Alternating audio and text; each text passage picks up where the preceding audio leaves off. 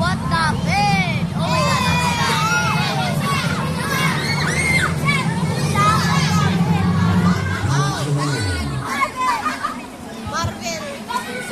Those are the hundreds of trillions of galaxies with different shapes.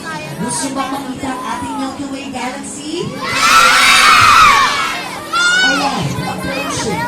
Paparating na ang ating Milky Way galaxy na spiral shape. And our solar system is located on the arm of this galaxy na parapong tubo. And accompanying this is the black hole.